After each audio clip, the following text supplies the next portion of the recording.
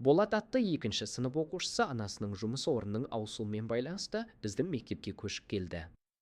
Бұрынғы мектебінде үлгілі, тәртіпті, үздіп және ашық болған бұл оқушы жаңа мектепке біраз үйренісе алмай жүрді.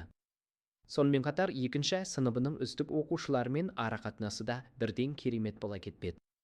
Анасы оның тұйықталып қалғанын және бәрі бұрынғыдай болғанын қалайтынын білсе де мән бермеді. Бірте-бірте ол өзіне жабылып агрессиялық қылықтар көрсете түсті. Иммунитеті түсіп көп ауыра бастады. Ең соңында түнде төсекті бүлдіріп қоя беретін болды. Бірнеше рет қайталана бергесін анасы оған қатты ұрысып шаршағанын айтты. 10-шы қазан күні ол сабақта бақылау жұмысын жасау үстінде де киімін былғап алды. Ал сыныптастары оны мазақ етті. Ол мектепке баруға ұялатынын, енді барғысы келмейтіндігін алға тартты.